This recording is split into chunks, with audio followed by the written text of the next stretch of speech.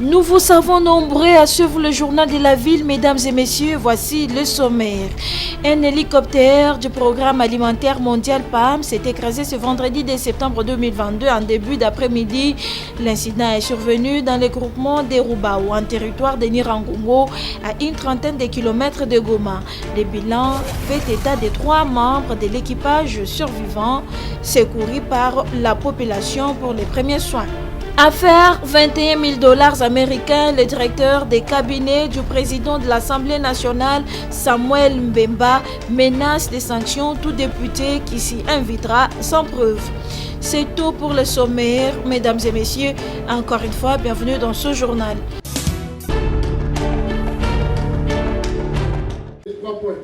La journée internationale de la paix célébrée ce jeudi 1er septembre 2022 par le syndicat interministériel de la réforme de l'administration publique SIRAP, affilié à la grande fédération syndicale mondiale, avec beaucoup de consternation suite aux différentes situations qui se passent dans l'administration publique sans aucune solution jusqu'à ce jour.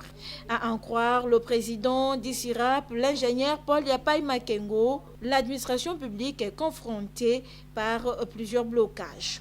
Il y a des grandes situations qui se passent à l'administration publique. Blocage de la mise en place des secrétaires généraux de l'administration publique, ça totalise aujourd'hui 5 ans depuis que les secrétaires généraux ont été nommés par le chef de l'État. Violation flagrante de la Constitution, du statut de carrière des services publics de l'État et des lois réglementant l'administration publique par le gouvernement Samalokon. Blocage des titularisations des cadres et agents de l'administration publique, des directeurs, les chefs de division, les chefs de bureau. Aujourd'hui, je vous informe, vous la prime des journalistes, que les cadres de l'administration ont fait des années, plus de 10 ans. Ils n'ont jamais été titularisés par l'acte du Premier ministre. Le travail a commencé depuis 2018 jusqu'à ce jour. Une autre situation qui inquiète le SIRAP, c'est le système spoliation des sites maraîchers. Les chefs de l'État nous avaient promis pour trouver la solution des problèmes des maraîchers dans la ville-province de Kinshasa. Jusqu'aujourd'hui, on a chassé les gens de l'Emaïmou, ils sont dehors. Les chefs de l'État ont promis de nous recevoir. Aujourd'hui, c'est la rentrée scolaire. Pour ces maraîchers, ils vivent que du maraîchage, vente de feuilles de légumes, la solution n'y est pas. Raison pour laquelle le SIRAP ne peut pas continuer à regarder tous ces blocages, va pour ce faire organiser un sit-in devant la primature le 8 septembre prochain afin d'exiger la solution à tous ces problèmes qui rongent l'administration publique de l'État et les travailleurs.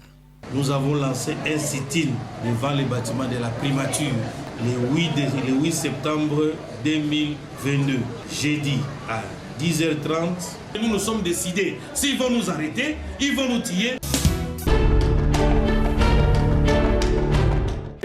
Qui sauvera l'enseignement, c'est nous-mêmes les éducateurs. Dans une mise au point faite devant la presse en rapport avec la problématique de mise en retraite des enseignants congolais, la synergie des syndicats des enseignants de la RDC monte au créneau et livre sa position face à ce qu'elle qualifie de retraite cavalière, irrégulière et injuste. Par conséquent, cette dernière exige au gouvernement congolais de replacer les victimes dans leur poste d'antan.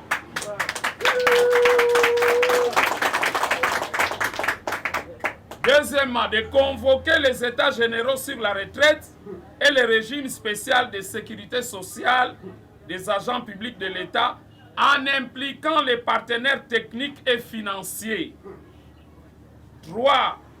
De mettre en place une commission interministérielle EPST, budget, fonction publique, travail, finances, devant travailler sur les calculs réels des indemnités de sortie de chaque agent. Enfin, inscrire cette question au budget de l'État pour permettre au Parlement de se prononcer et de voter un budget de retraite responsable au profit des enseignants. Déplorant la violation flagrante de la procédure et des dispositions relatives à cette réforme, ces enseignants, accompagnés de la synergie et de l'avocat conseil, décident de porter l'affaire au niveau du Conseil d'État après avoir saisi d'autres instances judiciaires. Pour rappel, cela fait déjà plus de 10 mois que ces enseignants, involontairement mis à la retraite, n'ont pas touché leur salaire sans aucune notification, encore moins un acte juridique ou un quelconque document dans l'arrêté ministériel sanctionnant cette décision. Ne sachant à quel sein se vouer, ces derniers sollicitent l'implication du chef de l'État.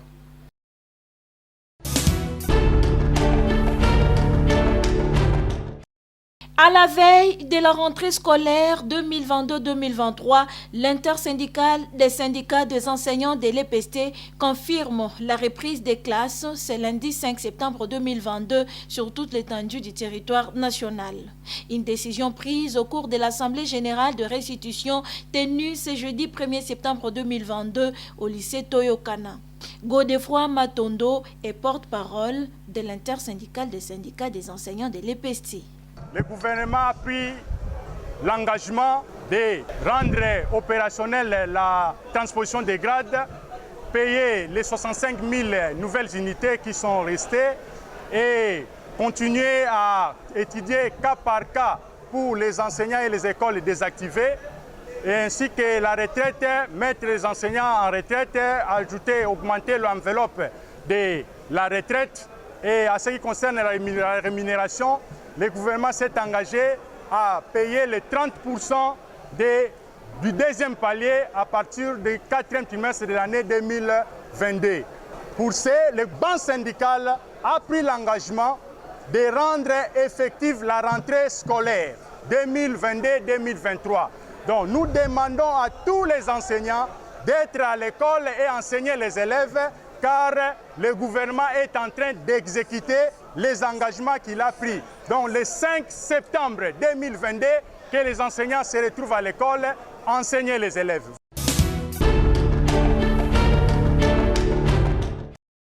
La grève décrétée par le syndicat national de médecins SINAMED n'inquiète pas le syndicat de médecins du Congo SIMECO, conduit par Juvenal Mwandalenda, qui a déployé 2 médecins dans tous les hôpitaux publics de l'État pour soigner les malades, dans le seul souci de matérialiser la vision du chef de l'État, Félix Antoine Tshisekedi Tshilombo, seul le peuple d'abord. Le SIMECO va évaluer la mise en œuvre de l'accord signé entre le gouvernement et les bancs syndicaux de médecins à la fin de ce mois de septembre 2022, précise le secrétaire général du SIMECO, Dr Juvenal Mwandalenda. Nous tenons à vous rassurer que les médecins membres du SIMECO vont évaluer la mise en œuvre de l'accord à la fin de ce mois de septembre 2022.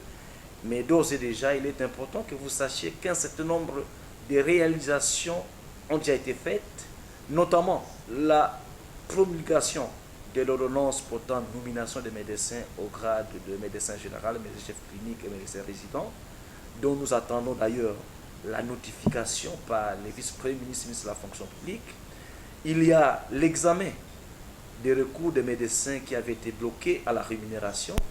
Ces dossiers ont été également vidés et les médecins qui ont été bloqués à tort vont être débloqués avec effet rétroactif. Et pour cette réalisation de ces engagements par le gouvernement congolais, le SIMECO exprime sa satisfaction. En nous référant aux engagements pris par le gouvernement de la République dans le cadre de l'avenant, nous sommes en droit de vous exprimer en toute honnêteté notre satisfaction et nous osons croire que le gouvernement va maintenir le cap pour que ce qui reste à faire le soit réellement, notamment la fixation des indemnités de transport qui doivent être versées dans les prévisions budgétaires 2023, mais aussi la notification de l'ordonnance et du décret ainsi que l'admission sous statut. Si cela est fait, il va de soi que le combat du SIMECO étant un combat strictement syndical, il n'y aura aucune raison pour ne pas dire bravo au gouvernement de la République, nous pouvons maintenant nous atteler à résoudre d'autres problèmes que ceux sur lesquels nous sommes accordés. Et quant à la grève décrétée par l'autre branche du syndicat, et je pense qu'il leur revient de justifier devant l'opinion publique les mobiles de leur grève au regard des réalisations faites par le gouvernement de la République sur les mêmes matières pour lesquelles nous sommes censés tous être en grève. Les SIMECO privilégient les dialogues et demandent au gouvernement congolais de maintenir le cap, ainsi pour la sauvegarde de la paix sociale.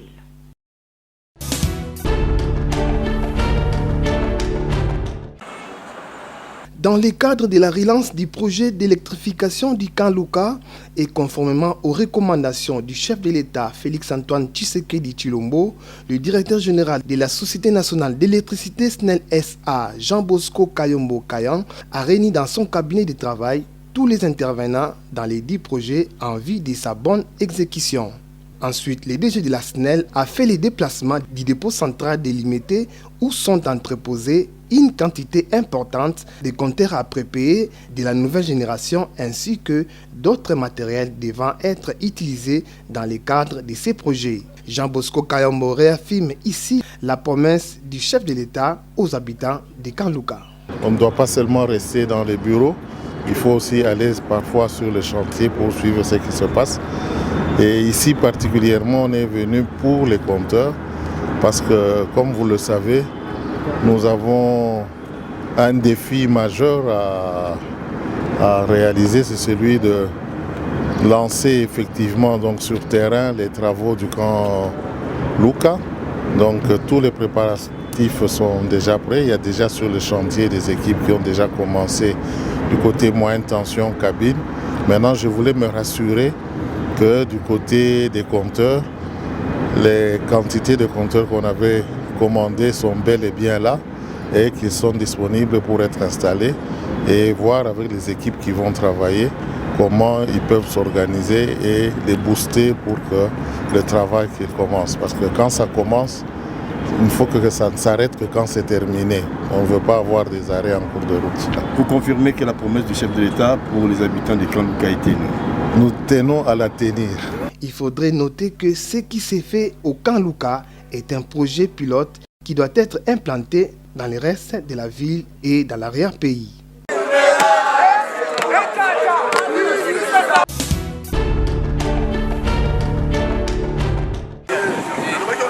Comme annoncé par le directeur général de la Société nationale d'électricité SNEL SA lors de sa descente au magasin des SNEL à Limité, le projet d'électrification du Kanluka est effectif. Sur place au Kanluka, les opérateurs recrutés dans le cadre de ces projets sont à pied d'œuvre.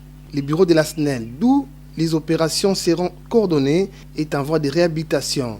Un stock de plus de 20 000 compteurs à prépaiement est disponible, prêt à être posé. Bâtiment oyo ebandeli eza boye lobi nango makambo nyonso ezosalema bokosentir ke ya bureau moko ya sika na makambo ya sika lobi tolakisa bino ba matériel ya toza déjà mpona Kanluka yango moko au moins déjà 20 000 plus ou moins 20 000 compteurs après paiement oyo tokotia po toza na makambo ya sika ba compteurs akala ezaka sute et puis bakable eza batransfert eza donc biloko nyonso eza. Les autres opérateurs devant développer d'autres compartiments du projet sont présents à l'instar des AMK, NSM et Sogerc, comme l'explique l'ingénieur Jérôme Bokinda. Nous, au niveau de Kanluka, NSM doit assurer la partie réseaux électriques. En fait, c'est nous qui allons déployer les réseaux au niveau de Kanluka. Je pense que là, nous venons de faire un tour au niveau de notre entrepôt. Vous avez vérifié les matériels. Alors, nous sommes déjà au lancement. C'est le point de piquetage qu'on doit commencer pour le lancement de ces réseaux. Donc, nous sommes déjà à pied d'œuvre. Le responsable de la communication SNEL, Bob Mbomolona, circonscrit la situation au Kanluka. En fait, si nous sommes descendus aujourd'hui sur le terrain, c'est pour vous montrer que nous n'avons pas signé de contrat de prestation avec des maisons fantômes. Vous avez, l'autre fois, nous vous avons montré AMK. Aujourd'hui, nous vous montrons NSM parce que vous vous souviendrez que lorsqu'on a parlé du projet Mbujimaï, on vous a même montré aussi Sogeac qui est aussi impliqué dans le même projet Kanluka. Donc ce sont des prestateurs qui ont pignon sur rue et c'est pour montrer à la population que le chef de l'État a entre ses mains un instrument qu'est la SNEL pour la matérialisation de sa vision.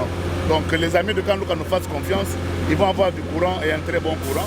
On parle de Kanluka comme quartier pilote et on le fera pour toute la République démocratique du Congo. Pour tout dire, les délais fixés par le chef de l'État Félix-Antoine Tshisekedi Tshilombo quant au début du projet est tenu par la SNEL, c'est là à la grande satisfaction de la population. Le président de la République a une vision pour la mboka. Président de la République, photo pour la émission de Kanluka. Na visibilité na to moni na quota SNEL après si biso dikadi. Et puis bazo rendre fiable aux agriculteurs. tosepe lokola mokonzi ya mboka ayaki président de la république le chef de l'état papa Tshisekedi mpe na malamu na osepele epa na ye ndenge nini soki apesi mosala azolandela mosala wana nde eloko na osepela na ye mokonzi asala nde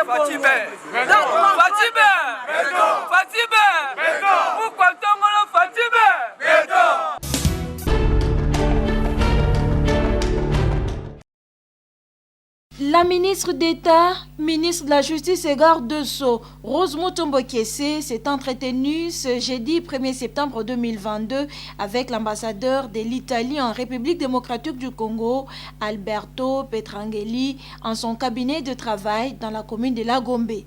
Les deux personnalités ont abordé la question des coopérations judiciaires entre la République démocratique du Congo et l'Italie. Bon, c'était tout d'abord une visite de courtoisie pour me présenter à la ministre, à Madame la ministre d'État, et aussi pour évaluer ensemble l'état des rapports de la coopération judiciaire entre nos deux pays, et donc les façons d'améliorer, de renforcer cette coopération judiciaire. Un échange d'informations dans des cas qui sont ouverts, dans des enquêtes judiciaires qui sont au niveau judiciaire, et donc renseignements ou bien aussi services d'actes juridiques à des ressortissants de des pays ou des résidents de des pays.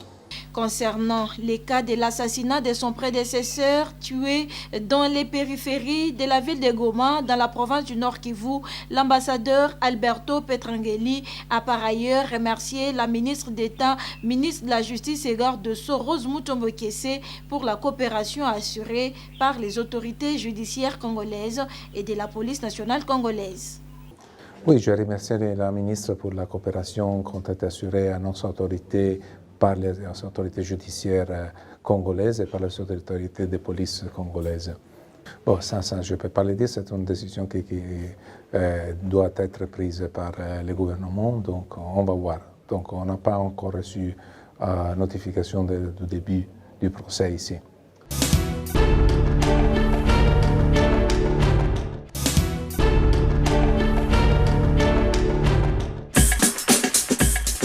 Nous sommes arrivés à la fin de ce journal de la ville, mesdames et messieurs. Merci de l'avoir suivi. Le prochain rendez-vous est fixé pour ce samedi et d'ici là, portez-vous bien.